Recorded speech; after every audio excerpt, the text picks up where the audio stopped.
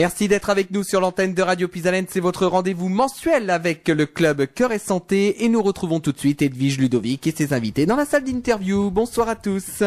Bonsoir Nicolas et merci de nous donner le direct justement dans la salle d'interview avec le thème de l'émission tous les mois. Bien sûr, là ce mois-ci c'est la prise en charge du diabète avec les invités qui se trouvent justement autour de moi et qui vont se présenter. Bonsoir aux auditeurs et aux auditrices qui nous écoutent. Bonjour Docteur Vauduit. Bonjour Edwige, comment allez-vous? Ça va très très bien. Bonjour Ludovic. Bonjour Docteur Vauduit, bonjour Edwige. Bonjour Docteur Lucien.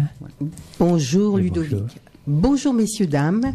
Donc là autour de moi, j'ai le docteur qui va se présenter, bien sûr, monsieur docteur Étienne Justinien. Oui, tout à fait. Bonjour. Donc, Étienne Justinien. Je suis médecin diabétologue et je travaille au centre hospitalier de Compiègne-Noyon.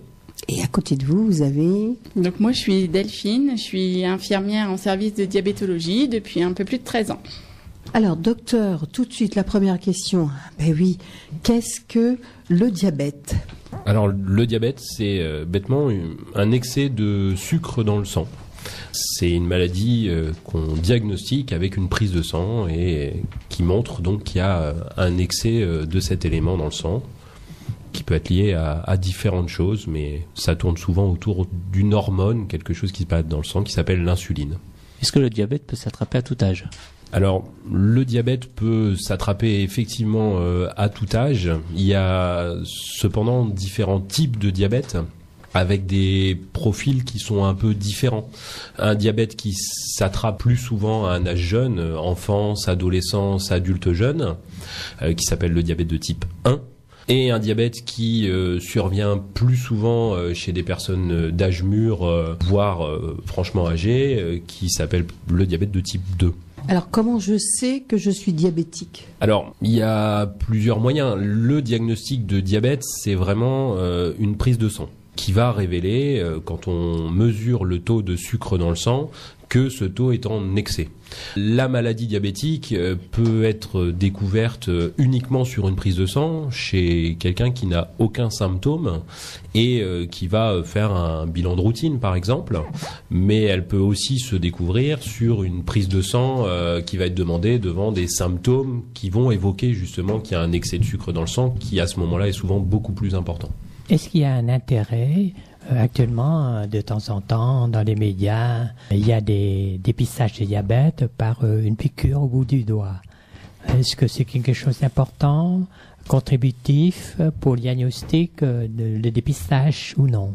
Alors, on fait normalement pas de dépistage de masse du diabète. Il peut y avoir des journées de dépistage. Je sais, Delphine pourra peut-être en parler, qu'on avait organisé ça à l'occasion de la journée mondiale du diabète. On avait fait ça de manière ponctuelle sur l'hôpital de Compiègne.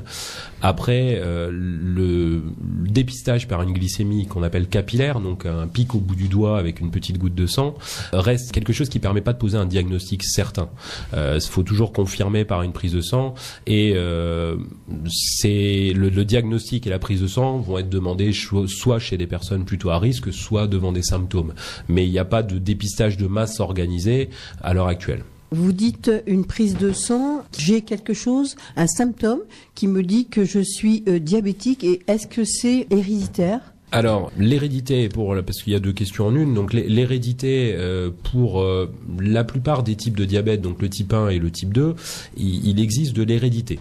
C'est-à-dire que ce ne sont pas des maladies génétiques, comme d'autres maladies, comme la mucoviscidose, où par exemple, on a un gène qui dirait « je suis diabétique » ou « je ne suis pas diabétique ». C'est pas ça. Mais le fait d'avoir des personnes dans sa famille proche qui présentent du diabète nous rend un peu plus à risque de développer du diabète que des personnes qui n'en auraient pas.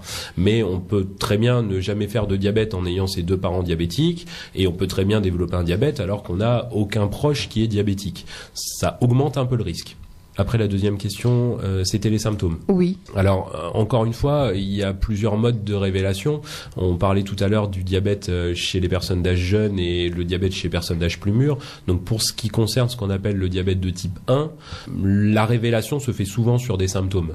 On est la plupart du temps sur des personnes jeunes et avec un diabète qui va s'installer relativement brutalement, en quelques semaines maximum, avec des taux de sucre dans le sang qui sont très élevés et qui vont entraîner des symptômes. Le symptôme le plus fréquent, c'est le fait d'avoir très soif et d'uriner beaucoup. Ce qu'on appelle le syndrome polyuro-polylipsique, mais ça veut dire ça. Est-ce que quelqu'un de diabétique va y être toute sa vie ou est-ce qu'à un moment avec des traitements ça va se soigner? Alors oui, le diabète est une maladie chronique, au même titre que l'hypertension artérielle, que l'hypercholestérolémie. C'est une maladie, quand on la diagnostique, qui est à vie. En tout cas, à l'heure actuelle, on n'a pas de traitement qui permet de guérir du diabète. Par contre, on le soigne, c'est-à-dire qu'on peut donner soit des conseils de vie, soit des thérapeutiques, soit les deux, qui vont permettre de normaliser le taux de sucre dans le sang et donc de diminuer les symptômes du diabète et ses conséquences. Est-ce que c'est deux maladies vraiment différentes, le diabète, comme vous avez dit, de type 1 et de type 2? Ou bien il y a des ressemblances? Est-ce que le traitement est à peu près pareil ou non? On parle effectivement pas des deux mêmes maladies. Ça reste du diabète dans le sens où ça répond à la même définition, c'est-à-dire un excès du taux de sucre dans le sang. Mais le mécanisme d'apparition des deux maladies et donc le traitement qui va en découler sont effectivement différents.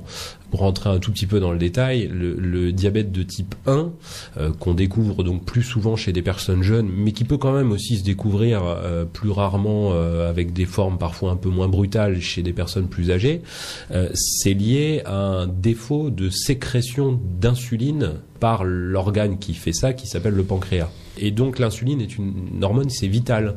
Si on n'en a pas, on dépérit à moyen terme. Donc le traitement dans le diabète de type 1, c'est de remplacer cette hormone qui est vitale et donc de donner un traitement par insuline. L'insuline a la particularité, quand on l'utilise en traitement, de ne pas pouvoir être donnée par voie orale, mais forcément par voie injectable, donc avec des contraintes qui vont être évidemment plus importantes pour les patients.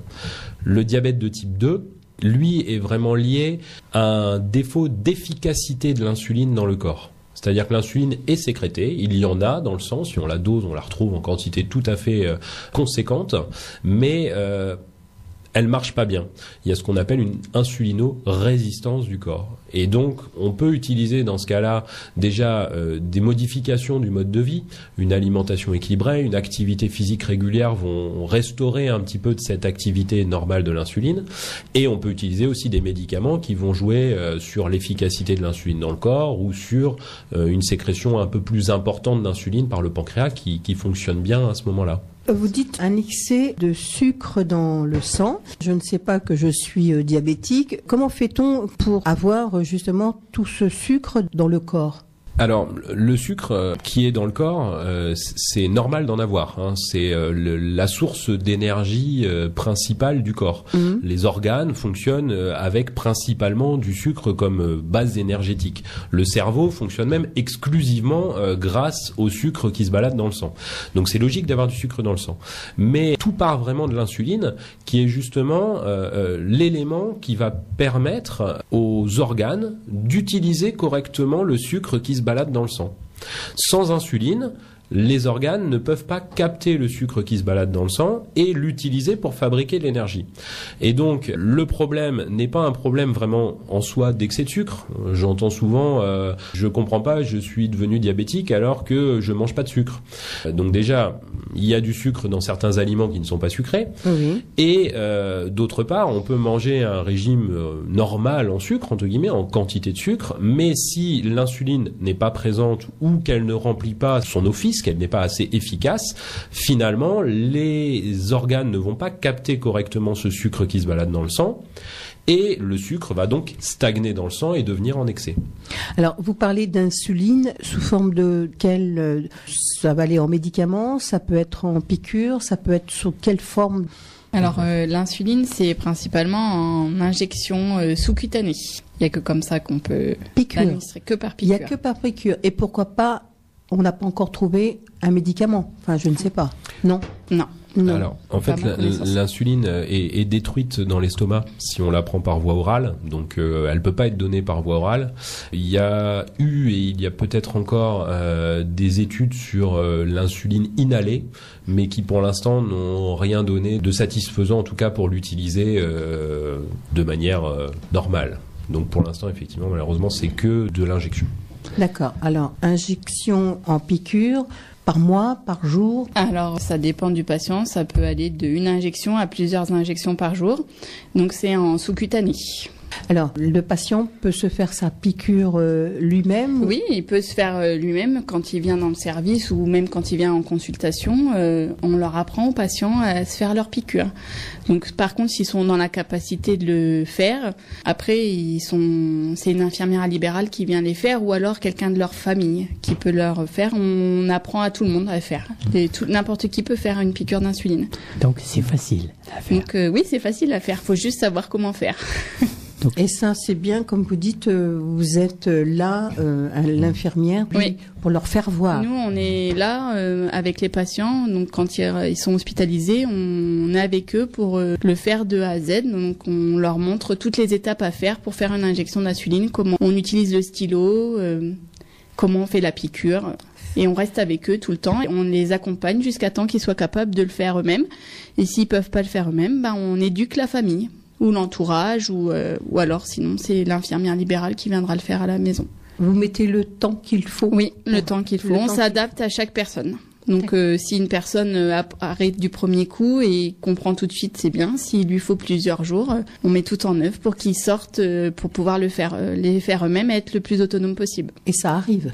Ah mais il y a beaucoup. Les 3/4 des patients sortent et sont autonomes pour le faire. Ah d'accord. Après il y a d'autres conditions. Si la personne par exemple a voix pas claire ou des choses comme ça, là on peut pas les éduquer. Donc on voit ça en équipe avec le médecin et c'est là qu'on décide de ce qu'on fait. Si c'est une infirmière qui vient ou pas. Alors cette injection est obligatoirement journalière. Il n'y a pas d'insuline prolongée, on injecte une fois tous les 2 jours ou une semaine. Non, l'injection d'insuline, c'est une ou plusieurs fois par jour. Les insulines évoluent et à l'heure actuelle, effectivement, il n'y a pas d'insuline qui s'utilise en moins qu'une fois par jour, mais on ne sait jamais, vu les développements et les recherches qui sont faites dans le domaine, il n'est pas exclu que dans des années, ce ne sera pas dans des mois, mais dans des années, qu'il y ait des insulines qui durent de manière hebdomadaire ou en tout cas plusieurs jours, c'est possible.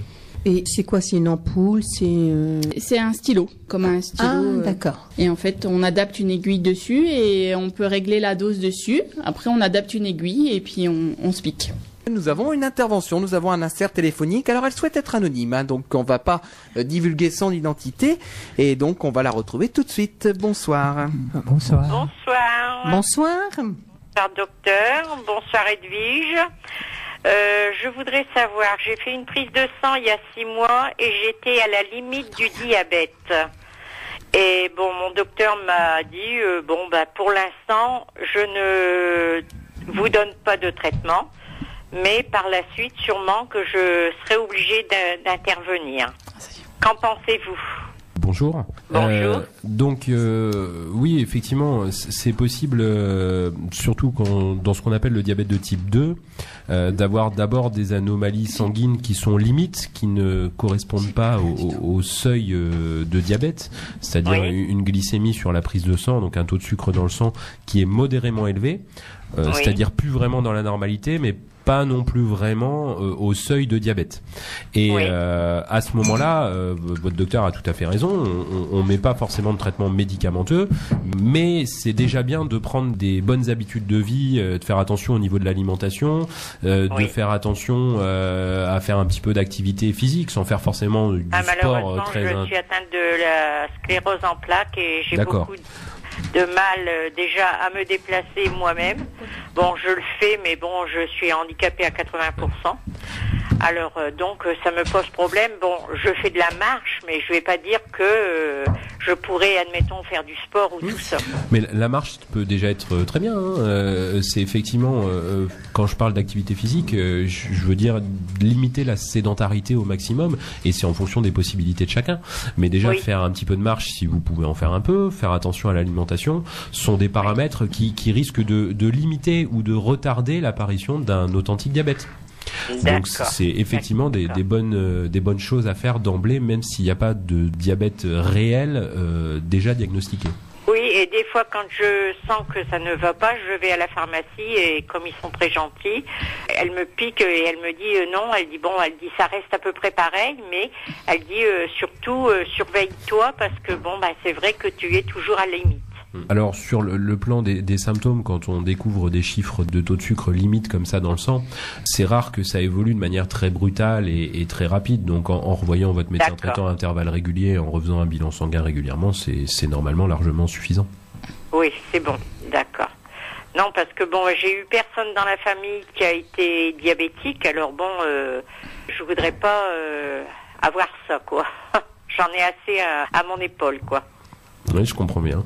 Après, voilà ce que je vous avais dit. Il n'y a pas forcément l'hérédité dans le diabète. On peut avoir des membres de sa famille diabétiques, ça va augmenter un peu le risque, mais on peut aussi tout à fait développer un diabète sans avoir eu d'histoire familiale. Hein. C'est pas du tout incompatible. Ah d'accord. Bon, c'est déjà bien alors. D'accord. Bon, et déjà moi, le sucre dans le café, je l'ai supprimé. Et quand je sens que je ne suis pas bien, je prends un petit morceau, un petit carré de sucre roux. D'accord. Alors c'est tout ce que je pense que surveillance normale, quoi. Tous les 3 mois, je vais chez mon médecin pour faire le bilan. C'est exactement ce qu'il faut faire. Voilà. Eh ben, écoutez, je vous remercie de votre gentillesse, bonne soirée, puis merci de votre conseil. Je vous en prie. Edwige. Merci, c'est gentil. Merci d'avoir écouté Puisalène. Merci de nous faire confiance. Hein. Et puis, docteur vous a donné de très bons conseils. Faites comme justement l'auditrice qui nous écoute. Justement, on a quelqu'un d'autre en ligne. Ah, on a une deuxième personne. Voilà. Oui, on a une deuxième personne, donc on va la mettre tout de suite en direct. Bonsoir. Oui, bonsoir docteur. C'est pour un petit renseignement. Voilà, ça fait quelques années quand même que j'ai un diabète du type 2. Alors, je prends, je fais forcément de l'insuline, bien sûr. Alors, je fais au niveau piqûre un Lantus le soir, dosé à 44, et un Aprida le matin et le soir, dosé à 20. Est-ce que c'est bien équilibré ou pas ? Alors, on peut pas juger de doses d'insuline uniquement comme ça dans l'absolu. C'est pas des doses qui sont choquantes, 44 d'insuline lente et 20 d'insuline rapide de repas.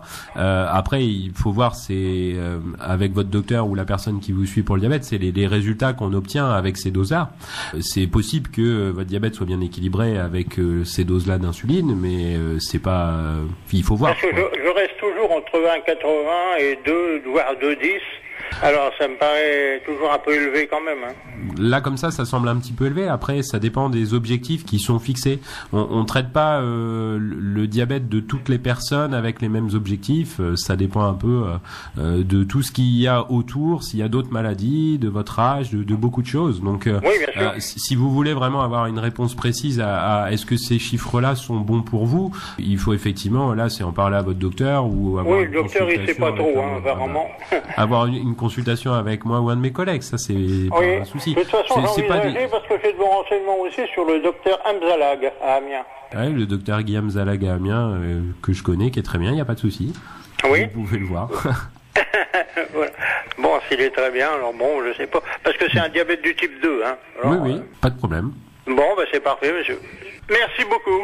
Merci d'avoir appelé. Bonne soirée. Oui, merci beaucoup. On écoute toujours Puisalène, vous savez, c'est pour ça. Merci. Vous appelez d'où ? De Péronne. De Péronne, d'accord. Merci d'avoir appelé et surtout continuez d'écouter Radio Puisalène. Et là, tous les jours, il y a que vous qu'on entend. D'accord, merci. C'est vrai que ce soir, c'est spécial, comme à chaque fois, chaque mois, c'est la prise en charge du diabète. Merci, et continuez de nous écouter. Alors, docteur, c'est vrai, moi je voulais vous demander, il y a plusieurs sortes de diabète, forcément, et chaque patient a sa propre petite piqûre qu'il faut qu'on lui injecte avec les doses bien à lui? Alors oui, déjà chaque patient a un diabète différent et on va pas raisonner forcément qu'en termes de traitement déjà ou en termes de dose, parce qu'il y a déjà des patients qui sont traités sans avoir besoin de traitement injectable à doser, c'est-à-dire ils peuvent avoir des médicaments fixes comme on peut avoir dans l'hypertension. On a un médicament qu'on prend le matin, un médicament qu'on prend le soir. Dans le diabète ça peut être pareil. Il y a des diabètes de type 2 qui sont traités avec uniquement des conseils diététiques. Il y a des diabètes de type 2 qui vont être traités avec des conseils diététiques et un traitement matin, midi, soir. Et il y a certains diabètes où il va falloir mettre des traitements injectables à doser. Et j'ai envie de dire que chaque patient a sa dose à lui ou ses doses à lui s'il a plusieurs injections. Et qu'en plus, ces doses peuvent être variables à différents moments de la vie, à différents même moments de la semaine. Ça peut varier en fonction de l'alimentation, de l'activité physique, du poids. Quelqu'un qui va perdre du poids va avoir des besoins moins importants. Donc, c'est des choses qui peuvent varier d'une personne à l'autre et même d'une même personne à différents moments. Ça peut être différent. À partir de quel taux, justement, une personne est diabétique? Au-dessus de 2, en dessous de 2, comment ça fonctionne? La définition du diabète précisément, c'est 2 glycémies à jeun successives, enfin successives pas forcément un jour et le lendemain, mais à 2 moments différents, donc toujours à jeun supérieur à 1,26 grammes par litre. Ça c'est pour la définition de dire qu'on est diabétique. Ou alors sur une glycémie n'importe quand supérieure à 2 grammes par litre. D'accord, d'accord. Et tout à l'heure, on parlait d'aliments, justement. Est-ce qu'il y a des aliments qui aident à baisser le sucre? Alors, ce qui aide à baisser le sucre, c'est déjà d'éviter les produits sucrés au maximum. Et après, c'est d'associer les bons aliments ensemble et de les manger de manière structurée, c'est-à-dire pas en grignotage, mais vraiment en repas structurés. Et pour aider à baisser le sucre, entre guillemets, le vrai aliment bénéfique, ça va être les légumes verts, les légumes cuits, principalement, qui vont amener des fibres et qui, du coup, ralentissent l'absorption de tout ce qui va être sucre. Alors justement, je suis la patiente qui vient vous voir, je suis diabétique, tout ça, tout ce que vous venez de dire du type très haut, est-ce qu'il y a une personne qui va me conseiller forcément, qui va me dire bah tiens, il faut que tu te piques là, mais pour l'alimentation, est-ce qu'il y a une personne qui va me dire voilà, tu as le droit de manger sain ou alors tu peux mélanger telle ou telle chose? Alors nous on a des diététiciennes qui viennent dans le service voir chaque patient qui est diabétique pour faire le point avec eux, voir ce qu'ils mangent et leur conseiller, en sachant que le repas type d'un diabétique c'est de manger des légumes, féculents, viande, poisson, œufs, laitage, fruits, donc midi et soir de façon équilibrée, pas en trop grosse quantité, et éviter le grignotage. Donc en fait, c'est un repas que toute personne, même pas diabétique, devrait manger en fait. C'est ce qu'on leur conseille. Il n'y a pas, nous ce qu'on conseille, qu'on dit aux patients, c'est qu'il n'y a pas d'aliments interdits. C'est juste qu'il faut savoir les doser, en fait, les manger en quantité raisonnable et éviter le grignotage. Est-ce que c'est souhaitable qu'un diabétique ait des consultations régulières des diététiciens? Oui, alors nous, ils les voient chez nous et après, il y a un suivi, si eux le souhaitent aussi, être vu régulièrement par une diététicienne, oui. C'est s'ils le souhaitent et s'ils le peuvent, parce que c'est vrai que c'est pas pris en charge par la sécurité sociale. Donc la consultation diététicienne, c'est 25 €. Ouais, c'est ça. Quand ils sont hospitalisés, elle est prise en charge dans le forfait d'hospitalisation. Après, en consultation externe, alors à l'hôpital, effectivement, c'est facturé 25 €. En ville, après, c'est pas pris en charge, donc c'est du tarif libre. Hein. C'est comme si vous allez chez le coiffeur ou n'importe où, vous payez la consultation. Donc après, est-ce que c'est souhaitable? J'ai envie de dire que c'est le patient qui va décider. On peut lui conseiller qu'ils aient au moins une fois les bases de l'alimentation équilibrée. C'est important parce que c'est vraiment le premier traitement du diabète. C'est aussi important que les médicaments. Hein. Donc qu'il l'ait au moins une fois. Après le suivi, il y a certains patients à qui on va donner les conseils et qui derrière vont réussir à se débrouiller et à faire les choses choses correctement, en gardant un bon équilibre alimentaire, en sachant garder aussi la notion de plaisir, pas se priver dans des occasions particulières non plus, c'est important aussi quand même. Et il y a des patients qui vont avoir le souhait et le besoin, eux, d'être suivis parce qu'ils savent que sinon ils vont déraper trop régulièrement, parce que c'est difficile pour eux, parce que même s'ils savent les choses, ils savent ce qu'il faut faire, le fait de voir quelqu'un régulièrement, d'avoir un journal alimentaire en leur disant bon bah regardez j'ai mangé ça, d'avoir des petites questions par-ci par-là, ça va les aider à maintenir cette hygiène de vie qui est importante. Alors, comme vous dites, docteur, c'est vrai que le patient doit se prendre en main, aussi bien pour l'alimentation, mais aussi bien pour se piquer. Donc, je suis diabétique, je veux me piquer, je dois avoir mes doses, je dois avoir toutes ces choses-là, je dois le savoir. Et j'ai affaire, bien sûr, avec vous, au docteur. Vous me conseillez là-dessus. Nous, on conseille tous les patients qui viennent. Donc, c'est le médecin qui décide du traitement de base. Et après, nous, on les éduque en fonction du traitement qui est adapté à chaque personne. D'accord. Donc, il y a des patients, ils vont avoir plusieurs injections. Donc, s'ils sont hospitalisés, on va leur montrer comment on fait les injections. S'ils n'ont pas de lecteur de glycémie, donc pour calculer leur taux de sucre dans le sang, on leur montre, on leur en donne un dans le service. On leur montre comment ça fonctionne. Et on les dirige jusqu'à temps qu'ils soient autonomes, qu'ils puissent le faire eux-mêmes. Une fois qu'ils ont compris, après on passe par étapes. Donc s'ils sont sous injection d'insuline, après on leur montre comment on fait les injections d'insuline. Une fois qu'ils ont compris comment on fait, après on leur apprend aussi à adapter les doses d'insuline parce que la dose d'insuline n'est pas fixe tous les jours. Donc c'est en fonction du repas, de l'activité physique et de plein de choses à prendre en compte, comme le disait le docteur Justinien. Le maître mot, c'est vraiment l'autonomie. L'important, c'est pas forcément le conseil qu'on va donner ponctuellement aux patients en disant bah là je ferai telle dose. Finalement, le fait que nous on veuille faire telle dose à un moment précis n'est pas important. Ce qui est important, c'est que la personne ait compris pourquoi il fallait faire telle dose à tel moment en incluant tous les paramètres. Qu'est-ce que je vais manger? Qu'est-ce que je vais faire comme activité? Quels ont été mes résultats des jours précédents avec les doses que j'ai fait les jours précédents? Et du coup, comment je peux réfléchir à la dose que je vais faire à ce moment T? Et c'est une fois qu'on a atteint ça que c'est parfait et que le patient gère les choses tout seul. Finalement, l'idéal c'est ça, c'est qu'il ait plus besoin du diabétologue.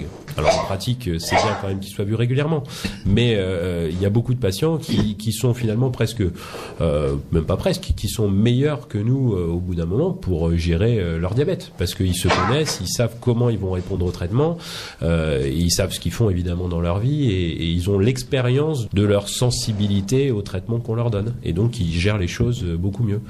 Des fois, on est hésitant et le patient nous dira bah, « moi, je ferai plutôt ça » et c'est souvent qu'ils ont raison.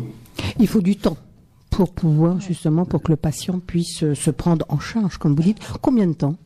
Ça, c'est variable chaque patient. C'est vrai? Oui, ça dépend de l'acceptation de sa maladie, ça dépend des facteurs environnants. Donc ça dépend de plein de choses. S'il a d'autres maladies, c'est toute une globalité de choses à prendre en compte. Vous dites que le patient est hospitalisé chez vous combien de temps avant que justement le temps aussi après ils sont hospitalisés chez nous quand vraiment il y a une nécessité, donc si vraiment leur diabète est très déséquilibré ou s'il y a d'autres choses en lien avec le diabète, mais tous les patients diabétiques ne sont pas spécialement hospitalisés chez nous et après ils sont hospitalisés en fonction de plein de facteurs, donc si adapter leur traitement, si le médecin modifie les traitements, donc s'il met d'autres choses en place. La durée d'hospitalisation est variable de chaque individu, en fait. Oui, des fois l'éducation et l'information du patient, la gestion, la reprise d'autonomie par rapport au traitement, même quand il y a des modifications, ça peut aussi se faire sur plusieurs consultations itératives. Les hospitalisations sont quand même relativement restreintes. Hein. On parle des découvertes de diabète sur des modes très brutaux, on parle d'énormes déséquilibres, mais quand même la grande majorité des patients diabétiques, même quand on fait des changements de traitement ou qui ont un diabète modérément déséquilibré, ne passeront pas forcément par la case hospitalisation. Après, ceux qui n'ont aucun souci dans l'équilibre de leur diabète vont être revus à intervalles espacés. Ceux pour qui c'est compliqué, où on fait beaucoup de changements, on peut les revoir parfois une fois, deux fois, trois fois en quelques mois pour équilibrer les choses plus rapidement et éviter l'hospitalisation à ce moment-là. Nous, en plus, on fait des consultations infirmières, donc en fait, ils peuvent voir le médecin et entre deux, avoir une consultation avec une infirmière qui permet de faire le point régulièrement avec eux. Donc des fois, ils peuvent venir une ou deux fois par mois ou une fois par mois en fonction de ce qu'on attend du patient et de son évolution aussi de son diabète et puis de l'évolution de ses techniques. Par exemple, ses techniques d'injection, s'il a besoin de plus de temps et qu'il a besoin de venir plusieurs fois, on le voit en consultation plusieurs fois et après il revoit à distance le médecin ou on se complète quoi. D'accord. Le diabète, c'est une maladie grave, quand même. Si on ne se fait pas soigner ou dépister, est-ce qu'il y a des conséquences ? On peut pas nier que le diabète est une maladie grave. C'est effectivement déjà par le fait que c'est une maladie chronique, donc à partir du moment où on la dépiste, on l'a à vie, on l'a dit tout à l'heure, et effectivement, qui peut avoir des conséquences parfois sévères, on est bien d'accord, au niveau individuel pour les patients qui souffrent de diabète, aussi au niveau collectif. C'est une maladie qui est très répandue, qui touche beaucoup de monde, qui est source de beaucoup d'hospitalisations, qui est source de nombreuses complications. C'est à l'échelon même de la santé publique, c'est quelque chose de très important, oui. Merci docteur. Delphine, parlez-nous un petit peu de ce que vous faites avec le patient qui a du diabète. Alors on fait plein de choses, on surveille leur glycémie, on leur apprend à faire leur glycémie capillaire, on fait des techniques d'injection. Et qu'est-ce que c'est la capillaire ? Alors glycémie capillaire, c'est en fait on prélève une goutte de sang au bout du doigt pour calculer le taux de sucre dans le sang. Donc en fait, nous on a nos appareils où on pique les patients et après ceux qui ont besoin d'un appareil, on les éduque, on leur en donne un et on leur apprend comment ça fonctionne pour pouvoir le faire et on leur donne les normes de glycémie qu'ils doivent savoir et après en fonction de ce que le diabétologue attend. Après on fait on les éduque pour les injections d'insuline, on leur apprend tout ce qui... On les éduque aussi par rapport à l'alimentation, ce qu'ils doivent... comment bien manger, éviter le grignotage. Après, on fait aussi de la consultation infirmière où on revoit les patients après leur sortie d'hospitalisation ou à la demande du diabétologue où on refait le point sur leur maladie, sur leur traitement et on réadapte régulièrement. Après, on fait de la consultation pansement aussi avec le docteur Justinien. Donc on voit les patients qui ont des soucis de plaies aux pieds. Qu'est-ce que vous appelez pansement ? Parce que diabète, pansement, c'est quoi ? C'est quel rapport ? Alors, je vais laisser le docteur Justinien vous répondre. Il sera plus spécialisé. Le diabète est une maladie qui, en soi, le fait d'avoir trop de sucre dans le sang, sauf si les taux sont extrêmement élevés où ça va entraîner des symptômes qu'on a évoqués tout à l'heure, le fait d'avoir trop de sucre dans le sang de manière modérée n'entraîne pas de symptômes. Et donc, en soi, ça serait pas gênant. Le problème, c'est que le fait d'avoir un peu trop de sucre dans le sang, pas énormément trop, mais juste un peu trop, est source de soucis pour les artères du corps. Et les artères du corps, qui sont des gros vaisseaux sanguins, ou des plus petits vaisseaux sanguins d'ailleurs, sont très importantes et sont dans tous les organes. Et donc le diabète, en encrassant ses artères quand il est modérément élevé, va être source de différents problèmes. Il peut attaquer les yeux, il peut attaquer les reins, il peut attaquer le cœur, et il peut, en ce qui concerne les pieds, attaquer les artères nourricières des pieds, celles qui passent dans les membres inférieurs pour aller jusqu'au bout et qui amènent l'oxygène et les nutriments à la peau, aux os, aux muscles qui sont au bout des pieds. Donc elle peut les boucher.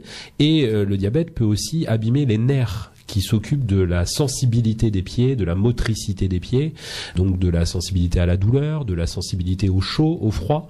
Et on peut avoir, donc, quand le diabète a entraîné ce qu'on appelle une neuropathie, donc une atteinte des nerfs, une perte de la sensibilité des pieds, une perte de la sensation de douleur, une perte de la sensation de brûlure.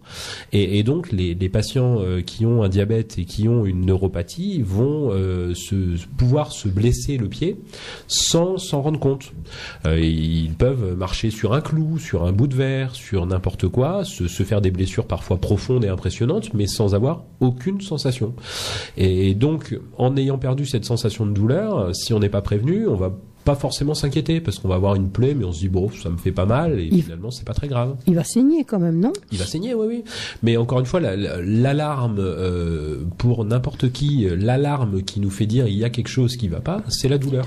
D'accord. La perte de la douleur est vraiment source de confusion et c'est pour ça qu'on prévient les patients que il faut bichonner ses pieds, qu'il faut les surveiller, que en cas de plaie, il faut tout de suite consulter. Il faut pas négliger, même s'il n'y a pas de douleur.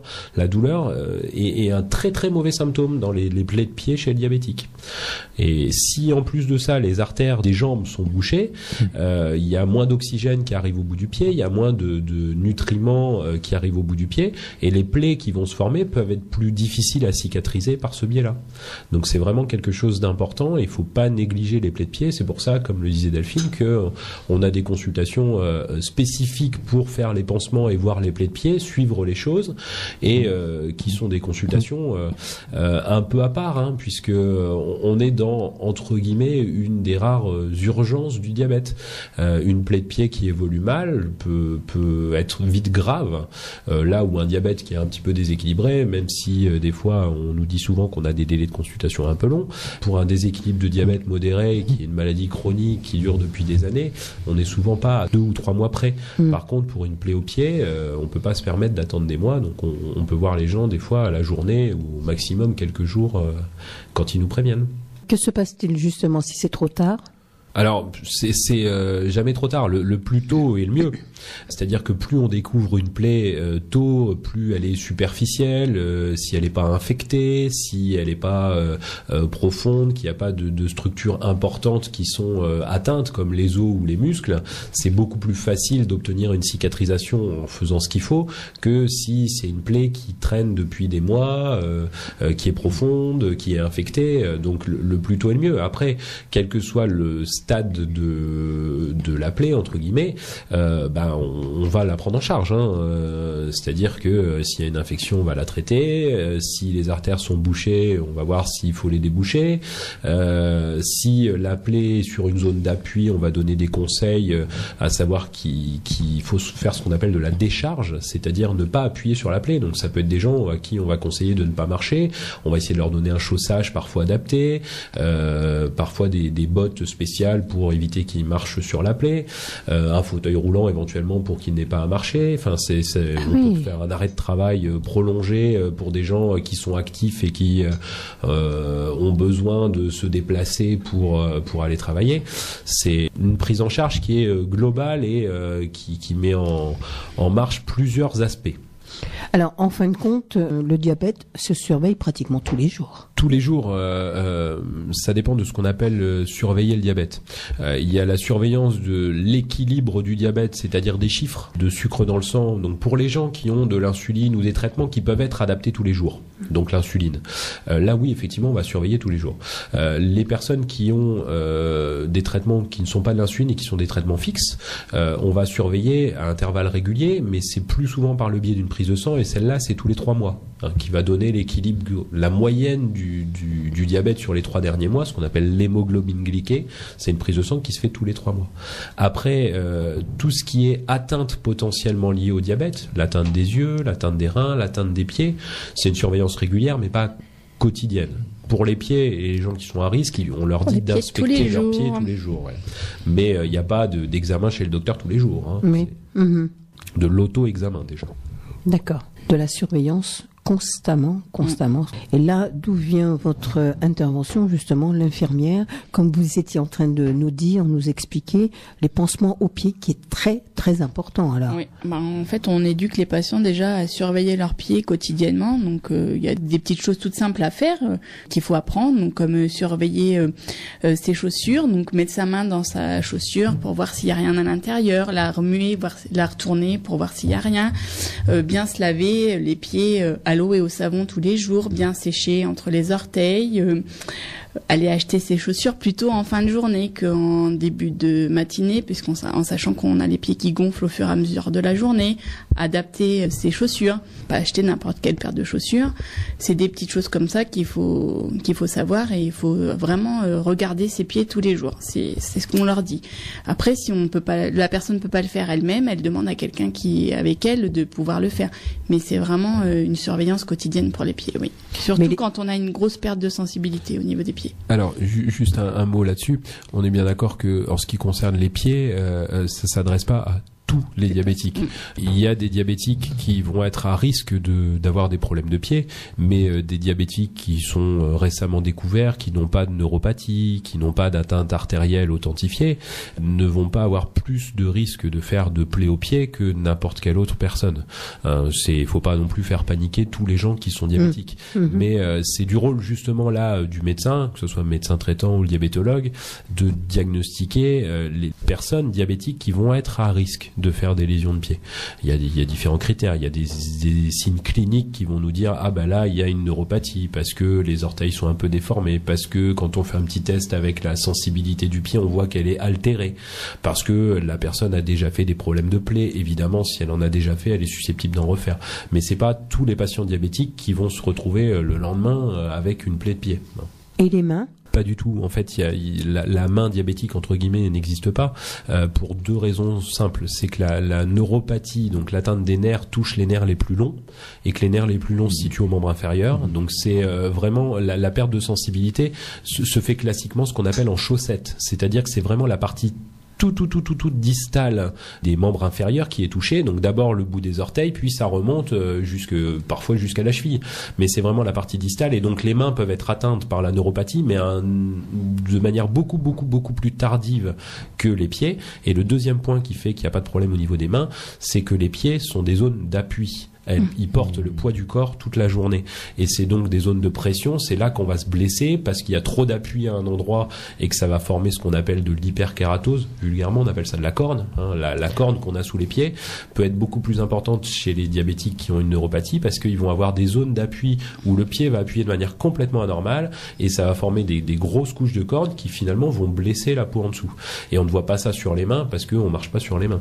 Faut-il que je signale que je sois diabétique? Parce que si jamais, comme je peux tomber dans les pommes, ou je peux tomber, est-ce que tout de suite on va m'emmener à l'hôpital? Est-ce que j'ai une carte qui dit que je suis diabétique? Alors nous, tous les patients qui rentrent chez nous, ou qui viennent en consultation, aussi bien avec le médecin qu'avec une infirmière, on leur fournit des cartes diabétiques qu'on leur dit d'avoir constamment sur eux, avec à remplir. Comme ça, s'ils font un malaise, au moins on sait qu'ils sont diabétiques.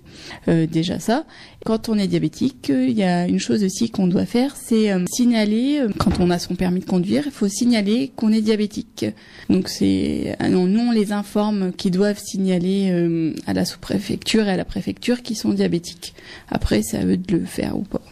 Donc, c'est à la sous-préfecture qu'il faut faire la déclaration. Oui, parce qu'il faut faire une déclaration et des papiers à remplir, et vous êtes vu par un médecin conseiller. C'est un médecin agréé en fait. Il y a des médecins généralistes la plupart du temps qui sont des médecins agréés. Donc il y a des papiers à remplir et une visite auprès d'un médecin agréé pour la préfecture. Et ça entraîne en fait il y a une revalidation permanente à partir du moment où on est diabétique, mais c'est valable pour d'autres maladies chroniques.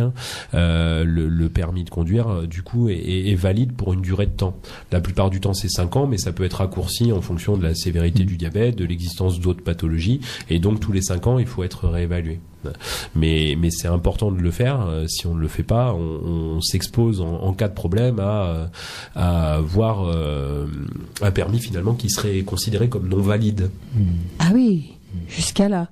C'est ça. Donc c'est très important, oui, comme vous dites, de signaler. Le diabétique doit systématiquement signaler, mais il a déjà sa carte. Il est diabétique. Tout le monde doit le savoir. La carte dans son portefeuille, c'est plutôt comme le disait Delphine, c'est si jamais il fait un malaise et qu'il n'est pas capable de donner ses antécédents, voilà, qu'on sache qu'il est diabétique et qu'il prend potentiellement des médicaments qui peuvent, en cas de surdosage, entraîner un malaise. Mais c'est pas à viser de prévenir les autorités qu'il a du diabète en cas de contrôle, par exemple par la gendarmerie. Mais la déclaration du diabète auprès de la commission des permis de conduire de la préfecture, avec les papiers à remplir, avec la visite chez le médecin agréé. C'est une démarche que doit faire le patient. C'est-à-dire que ni son médecin traitant, ni le diabétologue, ni l'équipe soignante ne peut le faire, hein, parce que c'est dans le domaine du secret médical. C'est-à-dire que si le patient décide de garder pour lui cette information, il peut le faire, mais il faut qu'il sache que c'est risqué en cas de problème derrière, d'accident. Alors, c'est-à-dire que s'il prend sa voiture et puis qu'il a un accident de voiture, l'assurance est considérée comme si qu'il n'avait pas de permis. Si l'assurance apprend qu'il est diabétique et qu'il n'avait pas fait les papiers et la déclaration, elle peut considérer que c'est comme s'il conduisait sans permis, effectivement. Donc son assurance doit être au courant aussi. Alors, il y a rien qui l'oblige à le déclarer à son assurance. Après, ça c'est des histoires purement administratives. Hein. Si l'assurance lui fait remplir un questionnaire dans lequel elle demande s'il est diabétique et qu'il met non, il ment, il fait un faux. Mais c'est pas ça. Il y a rien qui oblige légalement à déclarer à l'assurance de n'importe quoi, pour un prêt, pour une voiture, pour ci, pour ça, de déclarer qu'on est diabétique. Mais souvent, il faut remplir des questionnaires médicaux. Donc là, c'est au patient juste de ne pas mentir. D'accord, parce que c'est vrai, comme vous dites, s'il fait un malaise, il peut faire aussi un malaise au volant. Enfin, je pense que ça peut arriver aussi, ça. Hein. Oui, ça peut arriver aussi. Il me semble. D'accord. Est-ce que la mauvaise alimentation joue un rôle dans la surveillance du diabète à l'échelon de la population ou mondiale? Est-ce qu'il y a plus de diabète maintenant qu'il y a 15 ans? La réponse est oui. À l'évidence, l'augmentation de entre guillemets ce qu'on appelle la malbouffe et de l'obésité et du surpoids est source d'augmentation du nombre de patients diabétiques. On parle du diabète de type 2, hein, mais qui est le grand majoritaire, hein, c'est 90% du diabète est représenté par le diabète de type 2, et donc la prévalence, donc le nombre de personnes diabétiques sur les dernières années est en augmentation constante. Et on voit au niveau aussi des caractéristiques de la population qui est touchée qu'on est plus effectivement sur à la fois la pauvreté est source de diabète, la mauvaise nutrition est source de diabète, le surpoids est source de diabète, et comme ce sont des paramètres pour le surpoids et la mauvaise alimentation qui ont tendance à être de plus en plus fréquents, on a une ascension de la fréquence une ascension du nombre de cas de personnes diabétiques découvertes. Oui. Oui. Alors, docteur, si vous voulez, il y a l'insert téléphonique. Oui. Bonsoir. Bonsoir. Bonsoir. Oui, bonsoir. Donc, j'avais une petite question à poser. En fait, comment sait-on que nous sommes porteurs du diabète, en fait? Comment qu'on peut le savoir comme ça, sans se faire consulter? Alors, sans consulter, on peut très bien avoir du diabète sans le savoir. C'est-à-dire que on peut avoir des symptômes, mais finalement les symptômes dans le diabète apparaissent quand le taux de sucre dans le sang est vraiment très élevé. On peut être totalement asymptomatique, ne rien présenter du tout comme trouble, et avoir des chiffres de sucre dans le sang qui sont déjà modérément élevés, et parfois pendant des mois, voire des années. Donc s'il y a une hérédité dans la famille, s'il y a un problème de surpoids, ou alors même des fois simplement avec l'âge, passer la quarantaine ou la cinquantaine, selon s'il y a des antécédents familiaux, s'il y a un surpoids associé, c'est intéressant de consulter le médecin généraliste pour faire un bilan régulier. Alors on parle souvent d'un bilan annuel, c'est pas forcément obligé de faire plus souvent, mais pour faire un dosage de la glycémie à jeun, pour vérifier qu'il n'y a pas de diabète, c'est le seul moyen. Ça peut être à tout âge. Alors sur je parle là du diabète de type 2, donc sur lui qu'on découvre plutôt à l'âge mûr. Celui-là peut passer inaperçu pendant des mois et des années. Sur le diabète de type 1, qui encore une fois a un mode de révélation souvent un peu plus brutal, on va atteindre des chiffres de sucre dans le sang assez élevés, la plupart du temps relativement vite. Donc les symptômes vont apparaître. Et là, c'est rare d'avoir un diabète de type 1 sans être symptomatique, c'est assez peu fréquent. Mais pour le diabète de type 2, oui. Et quels sont les symptômes, justement? Alors quand on a un diabète avec des chiffres sanguins assez élevés, le principal symptôme c'est le fait de boire et d'uriner énormément.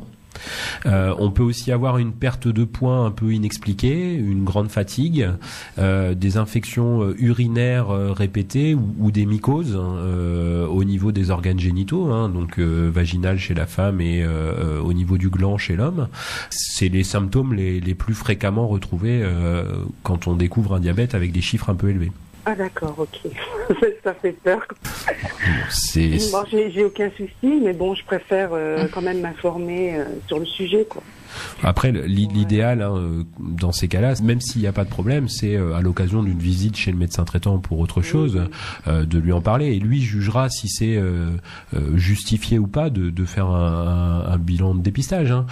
C'est sûr que ça dépend de beaucoup de paramètres. On va pas dépister n'importe qui pour rechercher un diabète, mais le mieux, c'est d'en parler à son médecin traitant. Ouais. En plus, c'est un traitement à vie, je crois, non? Alors, quand on a du diabète, c'est effectivement une maladie à l'heure actuelle qui est une maladie chronique à vie. On n'a pas de traitement qui permet de le guérir et puis on arrête le traitement et ça va mieux après. Mais après, des fois, le traitement peut simplement être de modifier un peu son mode de vie. Il n'y a pas forcément de médicaments systématiquement. Des fois, c'est des médicaments, des fois, c'est des injections. C'est difficile à prévoir à l'avance. D'accord. Je vous remercie de vos informations. Je vous en prie. Voilà. Je n'ai pas eu qu'une seule question. Je n'en avais pas qu'une, apparemment. Voilà. Je vous remercie beaucoup. Je vous en prie. Bonne continuation à vous. Merci d'avoir appelé Radio Puisalène. À propos de traitement, est-ce que dans l'avenir, on a des pistes pour mieux traiter le diabète ou non? Oui. Déjà, dans les années qui viennent de s'écouler, il faut noter qu'il y a eu beaucoup d'avancées thérapeutiques avec au niveau des insulines de plus en plus performantes. Les insulines qui sont disponibles à l'heure actuelle sont des insulines qui ont une plus longue durée d'action. Donc on parlait tout à l'heure d'injection quotidienne. Il fut d'un temps, une injection quotidienne unique était inenvisageable. Il fallait mettre beaucoup plus. Là, ça dépend du profil. On peut avoir à en mettre beaucoup plus, mais ça arrive des fois qu'une seule injection suffise avec des insulines qui sont plus stables, c'est-à-dire qui ont la même efficacité d'un jour sur l'autre quand on fait la même dose, ce qui est quand même un élément important, qui vont créer moins d'hypoglycémie, donc moins de baisse de taux de sucre qui peut être source de malaise. Et à l'inverse des insulines, quand on veut qu'elles soient très incisives et très rapides, qui vont être de plus en plus efficaces rapidement. Donc il y a déjà des progrès faits au niveau des insulines, et au niveau des autres molécules, on a accès à beaucoup plus de traitements actuellement qu'il y a 20 ans par exemple.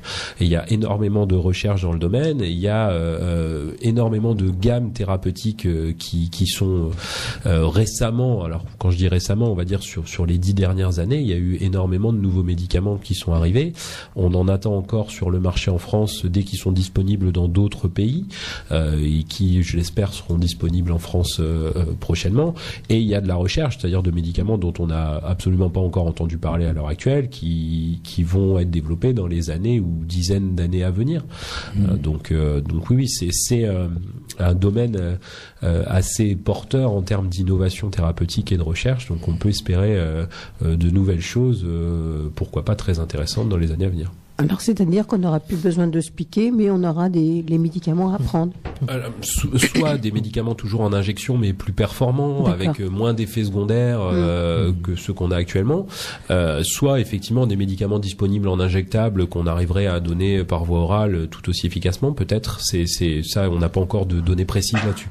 D'accord. Alors, docteur, on va faire l'insert téléphonique. Bonsoir, vous pouvez poser votre question. Oui, bonsoir. Bonsoir. Je voudrais savoir parce que 2013 à 2016, j'étais diabétique et maintenant j'y suis plus. Alors je sais pas pourquoi. Et parce que en 2012, j'ai arrêté de boire et en 2012, je buvais 3 litres de coca normal. Et j'ai arrêté après, mais j'avais 3 à 4 insulines par jour. Alors maintenant, je suis plus. Je vais pas dire je suis plus, parce que je suis à 0,75, 0,90 en glycémie. Alors, j'ai pas évoqué de cas comme ça avant, mais c'est vrai que dans la plupart des cas, le diabète est une maladie chronique irréversible. Après, il faudrait voir votre dossier personnel directement. On va pas faire ça à la radio, mais dans certains cas, avec des médicaments ou des situations particulières, on peut avoir des diabètes induits ou des diabètes transitoires. C'est quand même des situations très très rares. Ça peut arriver. Encore une fois, il faudrait vos antécédents médicaux précis. J'avais un diabète de type 2. Oui, alors Après, on voit aussi, pour vous donner un exemple, je sais pas si ça vous concerne ou pas, mais on assiste à des fois des rémissions ou des franches améliorations de diabète après maintenant ce qu'on appelle la chirurgie bariatrique, donc des opérations de l'estomac où on rétrécit l'estomac, pour faire simple, hein, ce qui entraîne une perte de poids souvent importante et une amélioration du diabète aussi par d'autres paramètres, mais sortie de cas très particuliers ou de gens qui prennent des médicaments qui vont entraîner du diabète et qui finalement au bout d'un moment n'en ont plus besoin et qui les arrêtent. Mais c'est quand même une situation, alors c'est tant mieux pour vous si à l'heure actuelle vous n'avez plus besoin d'aucun traitement et que vous avez des chiffres glycémiques qui sont très bien. J'ai plus rien. Mais c'est quand même un cas relativement rare et je pense que c'est pas c'est un message important à passer que votre histoire est quand même un cas particulier. C'est-à-dire que la plupart du temps, quand on a un diabète et qu'il est diagnostiqué, sauf situation très particulière et très exceptionnelle, les choses ne régressent pas au point qu'on n'ait plus besoin d'aucun traitement avec des chiffres parfaits. Mais c'est pas strictement impossible. Ouais, bien sûr. Mais j'ai toujours du sucre sur moi parce que je le sens. J'ai soit un vertige ou des malaises, tout ça. Alors, c'est pour ça que je sens quand je suis en hypo, j'ai du sucre sur moi. D'accord. Alors c'est là encore sans avoir votre dossier, c'est compliqué, mais vous avez normalement si vous n'avez pas de traitement qui vise à faire baisser le sucre, il n'y a pas de raison que vous fassiez de vrais gros malaises hypoglycémiques. Donc après voilà, si ça arrive souvent, il faut quand même effectivement consulter parce que c'est une situation surprenante au minimum. Moi maintenant j'y vais tous les ans. D'accord. Tous les ans maintenant, j'ai besoin d'y aller tous les ans. Hein. D'accord. Ça peut être un en glycémie, je le fais une fois par mois la glycémie. D'accord. À moi que je suis pas bien, si je vois que je suis pas bien, je suis obligé de la faire, puis je regarde combien que j'ai. Oui. Encore une fois, c'est possible. J'ai pas grand chose de plus à dire là-dessus. Merci, auditeur, d'avoir appelé. Vous appelez d'où? De Creil. D'accord. Merci d'avoir appelé, merci d'écouter Pisalène, merci d'avoir écouté l'émission Info Club Cœur et Santé. Et ce soir, c'est vrai, c'était sur le diabète. Alors, docteur, si vous voulez, vous avez le mot de la fin. Moi, j'ai envie de vous poser la question aussi, mais vous pouvez nous rappeler qu'est-ce que ça veut dire le type 1 et le type 2, s'il vous plaît? Le diabète de type 1, c'est un diabète où il y a une absence d'insuline dans le corps, c'est-à-dire que les cellules qui produisent l'insuline sont détruites et ne peuvent plus produire de l'insuline. Le diabète de type 2, c'est un diabète dans lequel l'insuline est présente et sécrétée normalement, mais où elle marche moins bien. Et elle marche moins bien souvent parce qu'il y a une graisse abdominale importante, donc c'est ce qu'on rencontre dans le surpoids ou l'obésité abdominale. Mais c'est vraiment ça qui les différencie. D'un côté, il n'y a plus d'insuline du tout, de l'autre côté, il y a de l'insuline, mais elle marche moins bien. Merci docteur. Donc le mot de la fin, c'est vous qui l'avez. Je pense que ce qui est important à dire en ce qui concerne le diabète, c'est qu'il faut avoir à l'esprit que c'est une maladie assez peu symptomatique et qui ne va pas parler spontanément. Il faut penser à en parler de temps en temps à son médecin traitant, éventuellement se faire dépister. Et après, une fois qu'on est diagnostiqué, même si c'est une maladie chronique, il faut imaginer qu'on a quand même beaucoup de traitements maintenant qui sont disponibles et qu'on arrive de plus en plus, en dehors de l'efficacité des traitements, à avoir des traitements qui sont de plus en plus tolérables et tolérés tout en restant efficaces. L'idée que je me fais du traitement du diabète, c'est qu'il faut que de plus en plus on évolue vers un traitement qui va essayer de se faire à la vie du patient plutôt qu'un patient qui va devoir essayer d'adapter sa vie au diabète. Alors, dans certaines limites, évidemment, en ce qui concerne notamment l'hygiène alimentaire ou des choses comme ça dans le diabète de type 2, mais on a de plus en plus avec les traitements actuels de souplesse dans la gestion du diabète et on peut permettre aux patients d'avoir une vie quasi normale, le plus normal possible. On va pas dire normal, ça serait pas vrai, mais le plus normal possible, tout en gardant une efficacité notable. J'allais vous le demander, justement, le patient, est-ce qu'il souffre? Je pense faut avoir à l'esprit qu'on est sur une maladie chronique. Et à partir du moment où une maladie chronique, quelle que soit la maladie, forcément il y a une souffrance qui est morale, évidente. Le fait de se dire qu'on est malade et qu'on sera malade toute sa vie, déjà en soi est quelque chose de problématique. Et A fortiori, dans le diabète, ce qui peut être encore plus problématique, c'est que selon les traitements qu'on a, on peut avoir des traitements avec une contrainte quotidienne. Ça peut être de l'auto-injection, ça peut nécessiter de l'autosurveillance glycémique quotidienne. On est forcément obligé de vivre avec la maladie au sens propre du terme. C'est-à-dire que dans son sac à main, on a le traitement, la carte de diabétique, l'appareil pour surveiller. Et c'est ça qui entraîne la difficulté avec le diabète. C'est on parle évidemment d'une maladie qui va entraîner de la souffrance au minimum moral par le fait que c'est une maladie à vie. Mais encore une fois, j'insiste sur le fait que il faut qu'on essaye maintenant, et on a les armes thérapeutiques pour que les patients diabétiques puissent avoir une vie la plus normale possible et qu'on s'adapte plus à leur vie que eux n'adaptent leur vie au diabète. Merci docteur. Delphine, bah oui, on va parce que votre rôle est quand même très important au niveau du patient, puisque vous êtes infirmière spécialisée dans le soin pour diabétiques. Donc c'est très important aussi d'avoir un accompagnement au niveau de votre accompagnement au niveau du. Ça c'est le rôle de l'équipe soignante. Donc aussi bien nous les infirmières que les aides-soignantes, on est tous et tous complémentaires.